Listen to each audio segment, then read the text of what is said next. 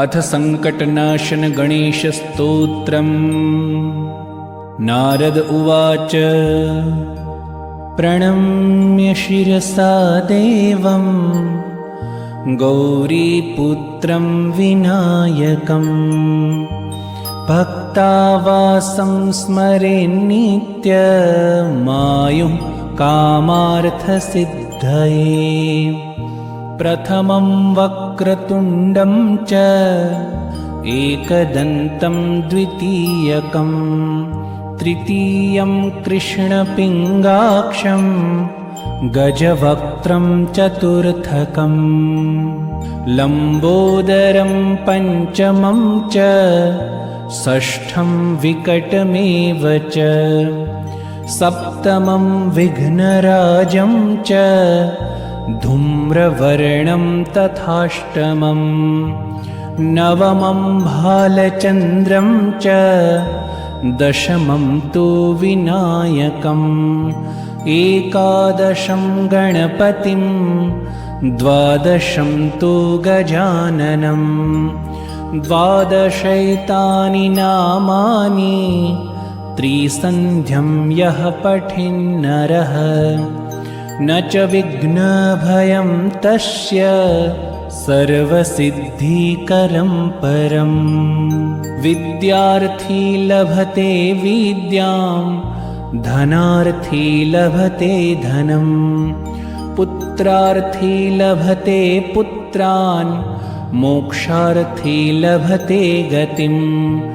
जपेद् गणपतिस्तोत्रं षड्भिर्मासैः फलं लभेत् संवत्सरेण सिद्धिं च लभते नात्र संशयः।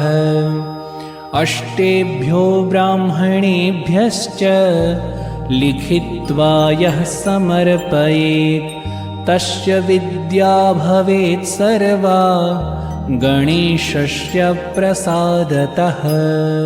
अथ संकटनाशन गणेशस्तोत्रम्। नारद उवाच प्रणम्य शिरसा देवं गौरीपुत्रं विनायकं भक्तावासं स्मरेन्नित्यमायुः कामार्थसिद्धये। प्रथमं वक्रतुण्डं च एकदन्तं द्वितीयकं तृतीयं कृष्णपिङ्गाक्षं गजवक्त्रं चतुर्थकं लम्बोदरं पञ्चमं च षष्ठं विकटमेव च सप्तमं विघ्नराजं च धूम्रवर्णं तथाष्टमं नवमं भालचन्द्रं च दशमं तु विनायकम् एकादशं गणपतिं द्वादशं तु गजाननं द्वादशैतानि नामानि त्रिसन्ध्यं यः पठेन्नरः न च विघ्नभयं तस्य सर्वसिद्धिकरं परम्। विद्यार्थी लभते विद्यां धनार्थी लभते धनं पुत्रार्थी लभते पुत्रान् मोक्षार्थी लभते गतिं। जपेद् गणपतिस्तोत्रं षड्भिर्मासैः फलं लभेत् संवत्सरेण सिद्धिं च लभते नात्र संशयः। अष्टेभ्यो ब्राह्मणेभ्यश्च लिखित्वा यः समर्पयेत् तस्य विद्या भवेत् सर्वा गणेशस्य प्रसादतः। अथ संकटनाशन गणेशस्तोत्रम्। नारद उवाच प्रणम्य शिरसा देवं गौरीपुत्रं विनायकं भक्तावासं स्मरेन्नित्यमायुः कामार्थसिद्धये। प्रथमं वक्रतुण्डं च एकदन्तं द्वितीयकं, तृतीयं कृष्णपिङ्गाक्षं गजवक्त्रं चतुर्थकं, लम्बोदरं पञ्चमं च षष्ठं विकटमेव च, सप्तमं विघ्नराजं च धूम्रवर्णं तथाष्टमं, नवमं भालचन्द्रं च दशमं तु विनायकम्, एकादशं गणपतिं द्वादशं तु गजाननं, द्वादशैतानि नामानि त्रिसन्ध्यं यः पठिन्नरः, न च विघ्नभयं तस्य सर्वसिद्धिकरं परम्। विद्यार्थी लभते विद्यां, धनार्थी लभते धनं, पुत्रार्थी लभते पुत्रान्, मोक्षार्थी लभते गतिं। जपेद्गणपतिस्तोत्रं षड्भिर्मासैः फलं लभेत्, संवत्सरेण सिद्धिं च लभते नात्र संशयः। अष्टेभ्यो ब्राह्मणेभ्यश्च लिखित्वा यः समर्पयेत्, तस्य विद्या भवेत् सर्वा गणेशस्य प्रसादतः। अथ संकटनाशन गणेशस्तोत्रम्। नारद उवाच प्रणम्य शिरसा देवं गौरीपुत्रं विनायकं, भक्तावासं स्मरेन्नित्यमायुः कामार्थसिद्धये। प्रथमं वक्रतुण्डं च एकदन्तं द्वितीयकं, तृतीयं कृष्णपिङ्गाक्षं गजवक्त्रं चतुर्थकं, लम्बोदरं पञ्चमं च षष्ठं विकटमेव च, सप्तमं विघ्नराजं च धूम्रवर्णं तथाष्टमं, नवमं भालचन्द्रं च दशमं तु विनायकम्, एकादशं गणपतिं द्वादशं तु गजाननं, द्वादशैतानि नामानि त्रिसन्ध्यं यः पठिन्नरः, न च विघ्नभयं तस्य सर्वसिद्धिकरं परम्। विद्यार्थी लभते विद्यां, धनार्थी लभते धनं, पुत्रार्थी लभते पुत्रान्, मोक्षार्थी लभते गतिं। जपेद्गणपतिस्तोत्रं षड्भिर्मासैः फलं लभेत्, संवत्सरेण सिद्धिं च लभते नात्र संशयः।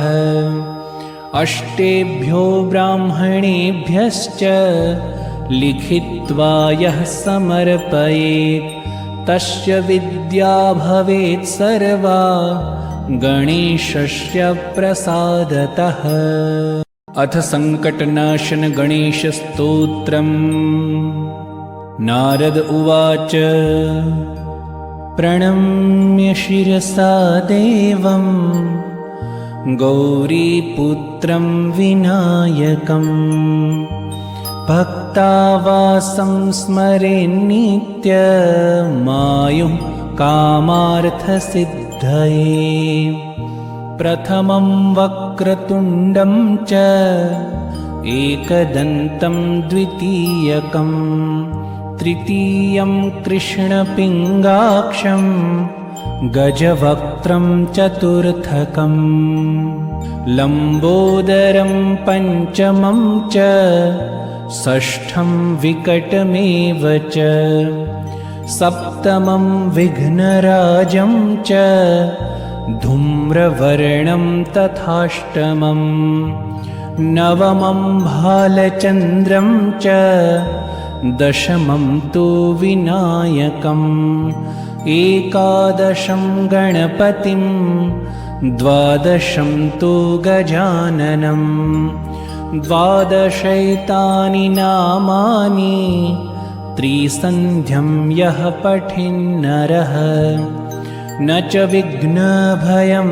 तस्य सर्वसिद्धिकरं परम् विद्यार्थी लभते विद्यां धनार्थी लभते धनं पुत्रार्थी लभते पुत्रान् मोक्षार्थी लभते गतिं जपेद्गणपतिस्तोत्रं षड्भिर्मासैः फलं लभेत् संवत्सरेण सिद्धिं च लभते नात्र संशयः अष्टेभ्यो ब्राह्मणेभ्यश्च लिखित्वा यः समर्पयेत् तस्य विद्या भवेत् सर्वा गणेशस्य प्रसादतः।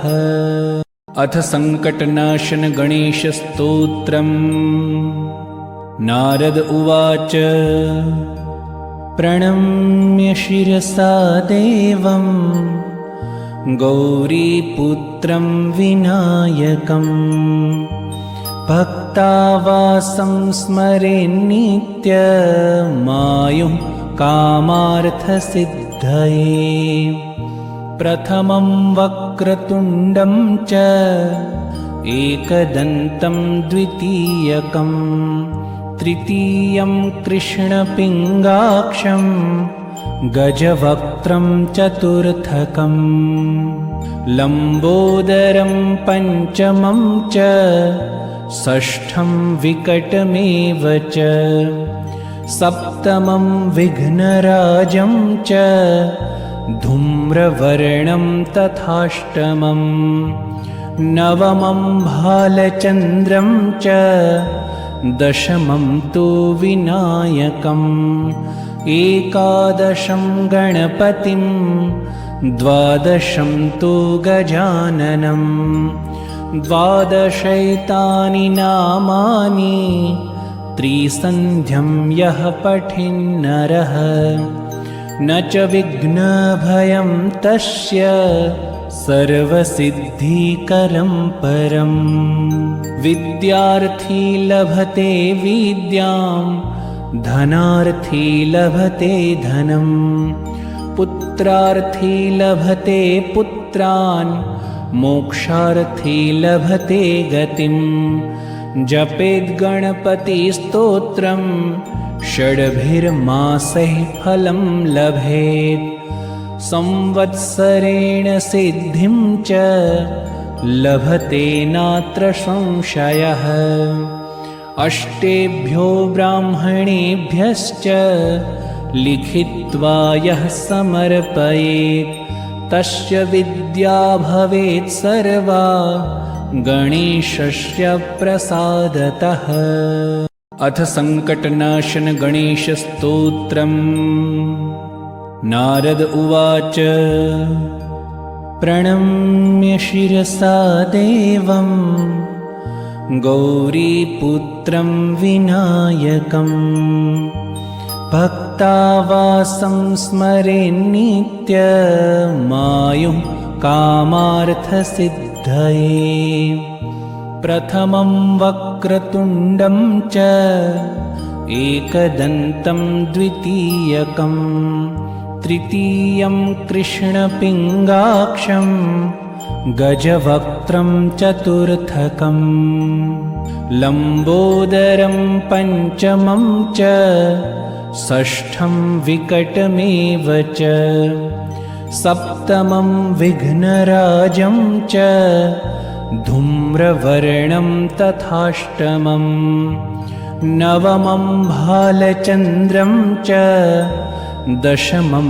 तु विनायकम् एकादशं गणपतिं द्वादशं तु गजाननं द्वादशैतानि नामानि त्रिसन्ध्यं यः पठिन्नरः न च विघ्नभयं तस्य सर्वसिद्धिकरं परम् विद्यार्थी लभते विद्यां धनार्थी लभते धनं पुत्रार्थी लभते पुत्रान् मोक्षार्थी लभते गतिं जपेद्गणपतिस्तोत्रं षड्भिर्मासैः फलं लभेत् संवत्सरेण सिद्धिं च लभते नात्र संशयः अष्टेभ्यो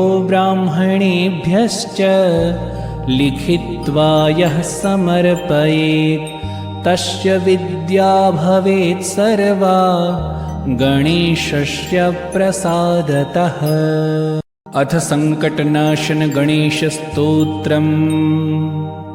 नारद उवाच प्रणम्य शिरसा देवं गौरीपुत्रं विनायकं भक्तावासं स्मरेन्नित्यमायुः कामार्थसिद्धये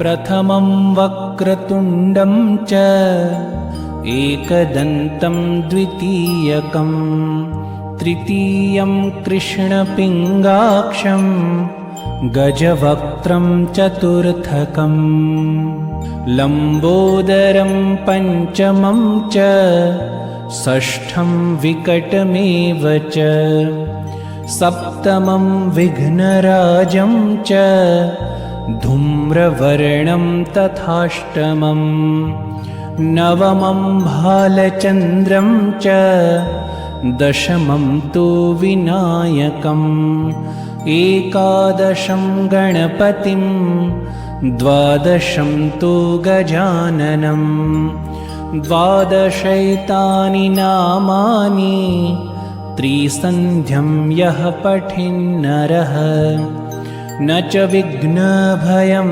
तस्य सर्वसिद्धिकरं परम् विद्यार्थी लभते विद्यां धनार्थी लभते धनं पुत्रार्थी लभते पुत्रान् मोक्षार्थी लभते गतिं जपेद्गणपतिस्तोत्रं षड्भिर्मासैः फलं लभेत् संवत्सरेण सिद्धिं च लभते नात्र संशयः अष्टेभ्यो ब्राह्मणेभ्यश्च लिखित्वा यः समर्पयेत् तस्य विद्या भवेत् सर्वा गणेशस्य प्रसादतः। अथ संकटनाशन गणेशस्तोत्रम्।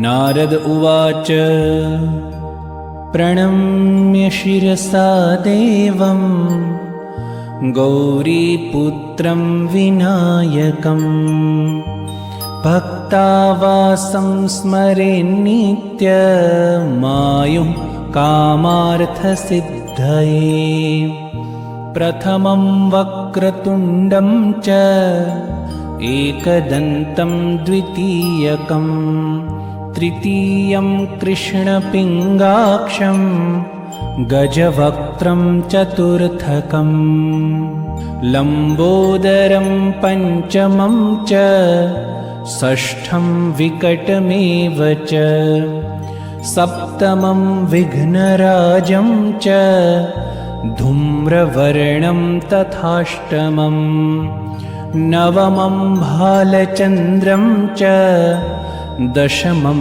तु विनायकम् एकादशं गणपतिं द्वादशं तु गजाननं द्वादशैतानि नामानि त्रिसन्ध्यं यः पठिन्नरः न च विघ्नभयं तस्य सर्वसिद्धिकरं परम्। विद्यार्थी लभते विद्यां धनार्थी लभते धनं पुत्रार्थी लभते पुत्रान् मोक्षार्थी लभते गतिम्।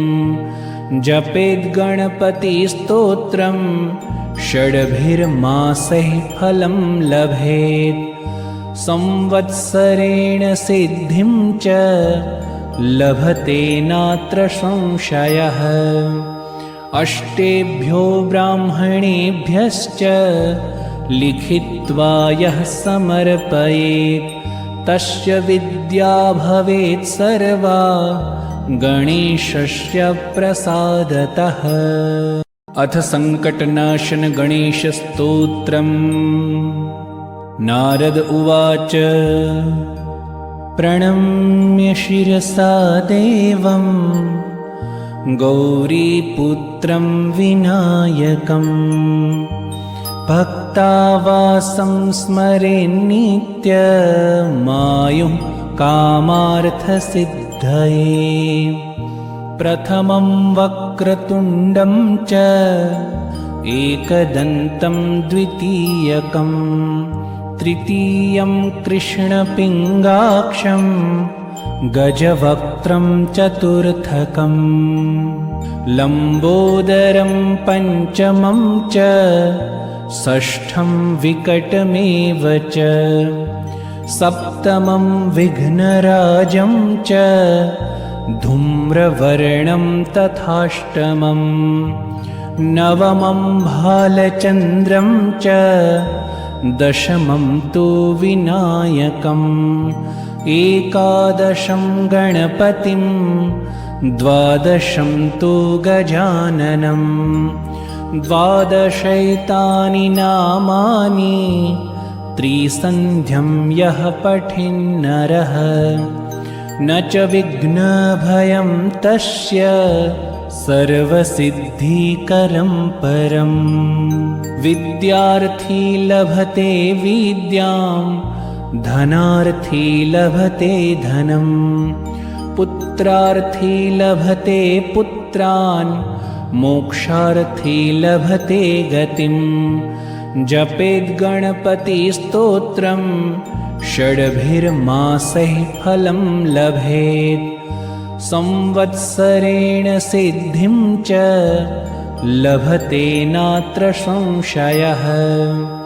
अष्टेभ्यो ब्राह्मणेभ्यश्च लिखित्वा यः समर्पयेत् तस्य विद्या भवेत् सर्वा गणेशस्य प्रसादतः। अथ संकटनाशन गणेशस्तोत्रम्। नारद उवाच प्रणम्य शिरसा देवं गौरीपुत्रं विनायकं भक्तावासं स्मरेन्नित्यमायुः कामार्थसिद्धये। प्रथमं वक्रतुण्डं च एकदन्तं द्वितीयकं तृतीयं कृष्णपिङ्गाक्षं गजवक्त्रं चतुर्थकं लम्बोदरं पञ्चमं च षष्ठं विकटमेव च सप्तमं विघ्नराजं च धूम्रवर्णं तथाष्टमं नवमं भालचन्द्रं च दशमं तु विनायकम् एकादशं गणपतिं द्वादशं तु गजाननं द्वादशैतानि नामानि त्रिसन्ध्यं यः पठिन्नरः न च विघ्नभयं तस्य सर्वसिद्धिकरं परम्। विद्यार्थी लभते विद्यां धनार्थी लभते धनम् पुत्रार्थी लभते पुत्रान् मोक्षार्थी लभते गतिम् जपेद्गणपतिस्तोत्रं षड्भिर्मासैः फलं लभेत् संवत्सरेण सिद्धिं च लभते नात्र संशयः अष्टेभ्यो ब्राह्मणेभ्यश्च लिखित्वा यः समर्पयेत् तस्य विद्या भवेत् सर्वा गणेशस्य प्रसादतः। अथ संकटनाशन गणेशस्तोत्रम्। नारद उवाच प्रणम्य शिरसा देवं गौरीपुत्रं विनायकं भक्तावासं स्मरेन्नित्यमायुः कामार्थसिद्धये प्रथमं वक्रतुण्डं च एकदन्तं द्वितीयकं तृतीयं कृष्णपिङ्गाक्षं गजवक्त्रं चतुर्थकं लम्बोदरं पञ्चमं च षष्ठं विकटमेव च सप्तमं विघ्नराजं च धूम्रवर्णं तथाष्टमं नवमं भालचन्द्रं च दशमं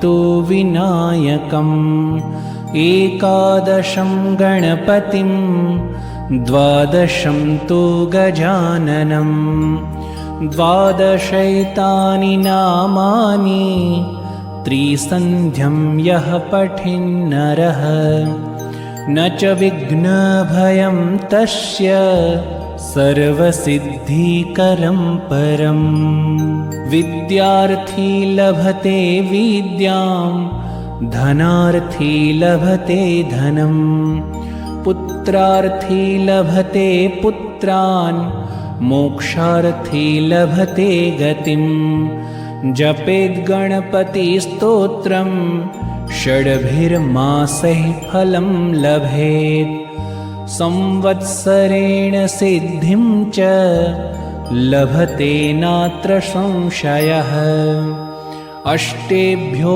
ब्राह्मणेभ्यश्च लिखित्वा यः समर्पयेत् तस्य विद्या भवेत् सर्वा गणेशस्य प्रसादतः। अथ संकटनाशन गणेशस्तोत्रम्। नारद उवाच प्रणम्य शिरसा देवं गौरीपुत्रं विनायकं भक्तावासं स्मरेन्नित्यमायुः कामार्थसिद्धये प्रथमं वक्रतुण्डं च एकदन्तं द्वितीयकं तृतीयं कृष्णपिङ्गाक्षं गजवक्त्रं चतुर्थकं लम्बोदरं पञ्चमं च षष्ठं विकटमेव च सप्तमं विघ्नराजं च धूम्रवर्णं तथाष्टमं नवमं भालचन्द्रं च दशमं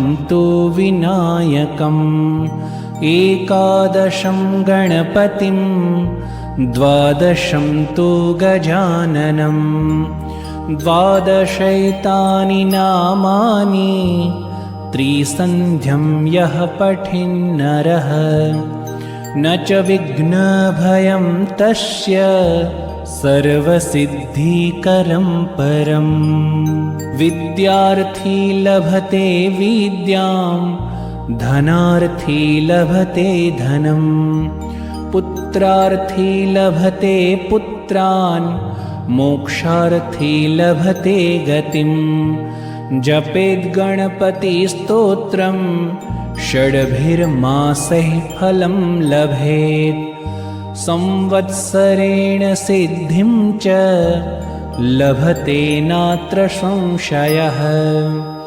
अष्टेभ्यो ब्राह्मणेभ्यश्च लिखित्वा यः समर्पयेत् तस्य विद्या भवेत् सर्वा गणेशस्य प्रसादतः। अथ संकटनाशन गणेशस्तोत्रम्।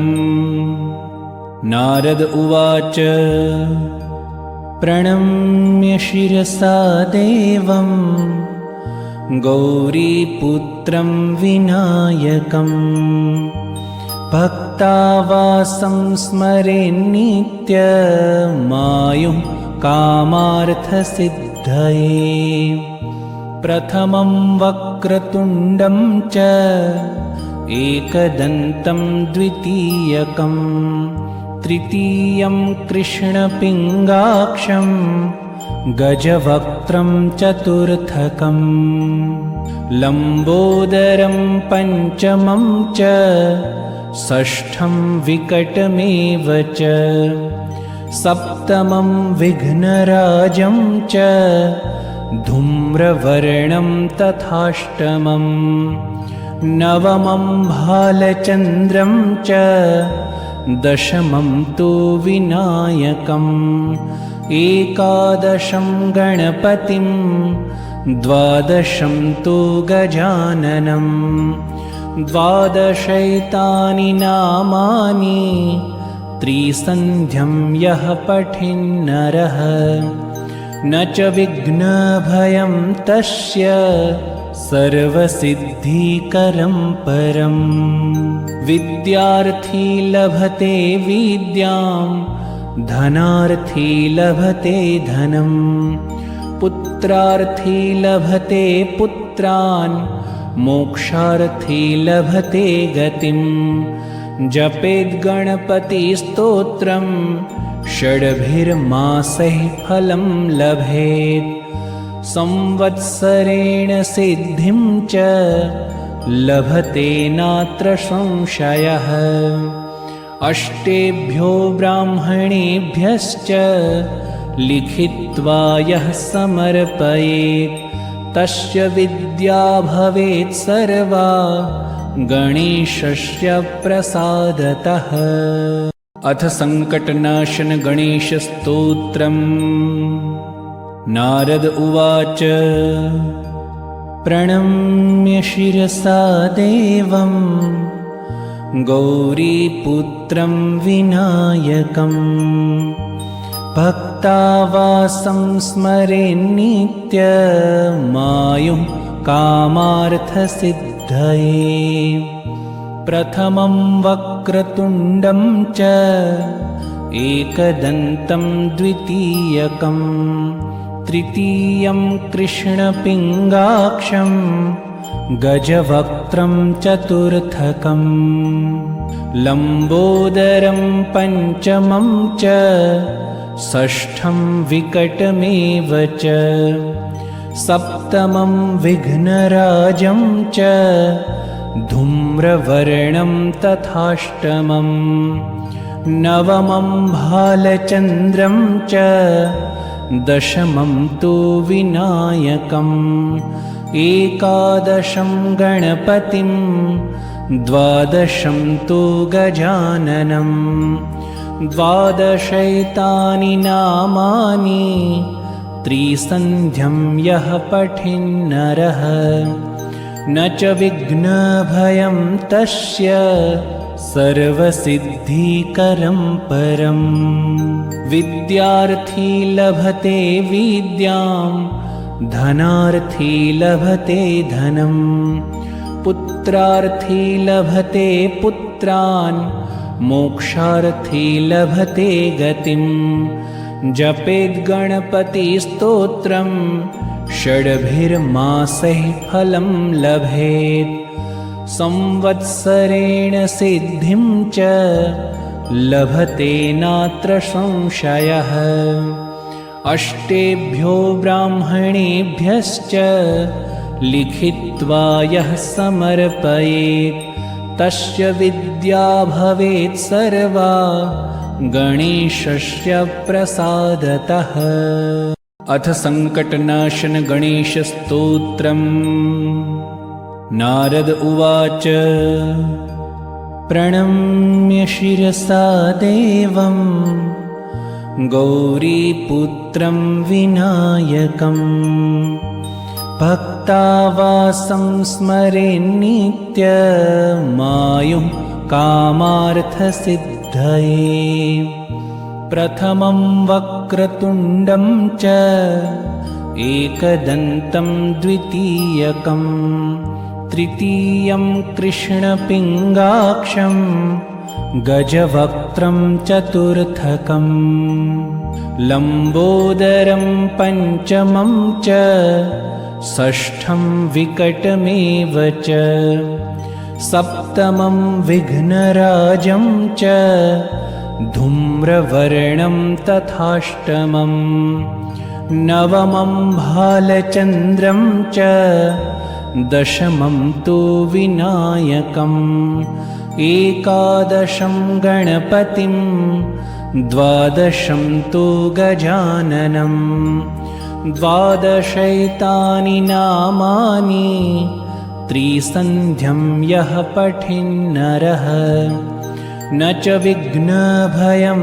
तस्य सर्वसिद्धिकरं परम्। विद्यार्थी लभते विद्यां धनार्थी लभते धनं पुत्रार्थी लभते पुत्रान् मोक्षार्थी लभते गतिं। जपेद् गणपतिस्तोत्रं षड्भिर्मासैः फलं लभेत् संवत्सरेण सिद्धिं च लभते नात्र संशयः।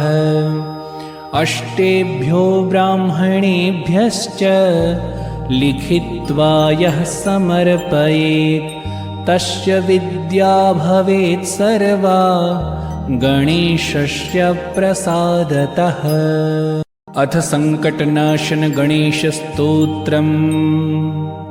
नारद उवाच प्रणम्य शिरसा देवं गौरीपुत्रं विनायकं भक्तावासं स्मरेन्नित्यमायुः कामार्थसिद्धये।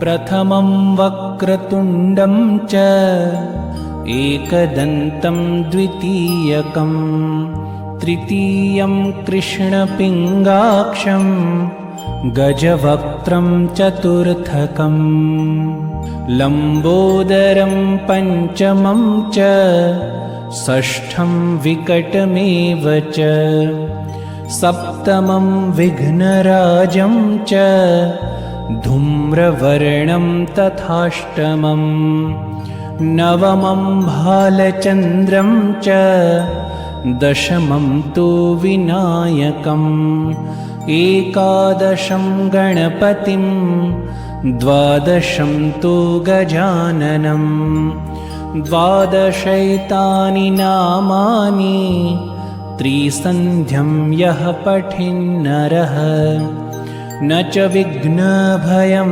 तस्य सर्वसिद्धिकरं परम्।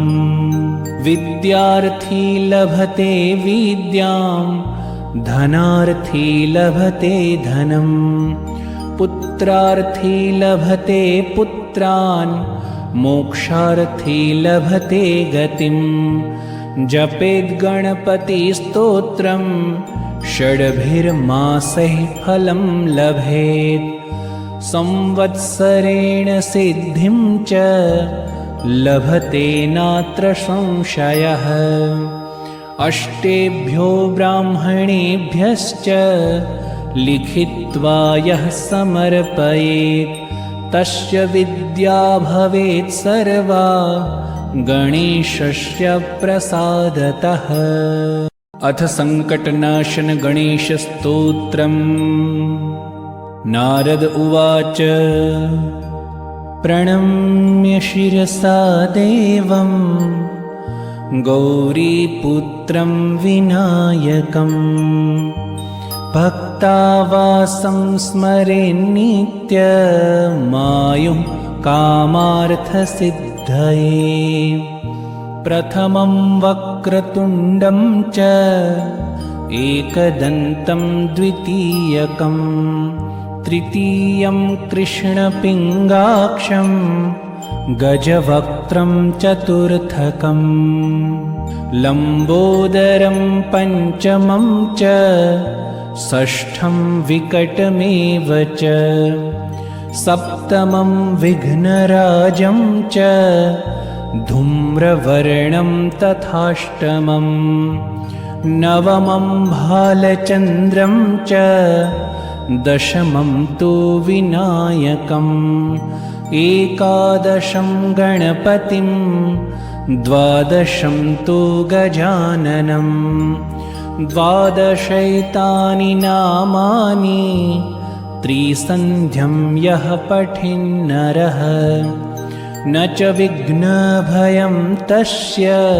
सर्वसिद्धिकरं परम्। विद्यार्थी लभते विद्यां, धनार्थी लभते धनं, पुत्रार्थी लभते पुत्रान्, मोक्षार्थी लभते गतिं। जपेद्गणपतिस्तोत्रं षड्भिर्मासैः फलं लभेत्, संवत्सरेण सिद्धिं च लभते नात्र संशयः। अष्टेभ्यो ब्राह्मणेभ्यश्च लिखित्वा यः समर्पयेत्, तस्य विद्या भवेत् सर्वा गणेशस्य प्रसादतः। अथ संकटनाशन गणेशस्तोत्रम्। नारद उवाच प्रणम्य शिरसा देवं गौरीपुत्रं विनायकं, भक्तावासं स्मरेन्नित्यमायुः कामार्थसिद्धये। प्रथमं वक्रतुण्डं च एकदन्तं द्वितीयकं, तृतीयं कृष्णपिङ्गाक्षं गजवक्त्रं चतुर्थकं, लम्बोदरं पञ्चमं च षष्ठं विकटमेव च, सप्तमं विघ्नराजं च धूम्रवर्णं तथाष्टमं, नवमं भालचन्द्रं च दशमं तु विनायकम्, एकादशं गणपतिं द्वादशं तु गजाननं, द्वादशैतानि नामानि त्रिसन्ध्यं यः पठेन्नरः, न च विघ्नभयं तस्य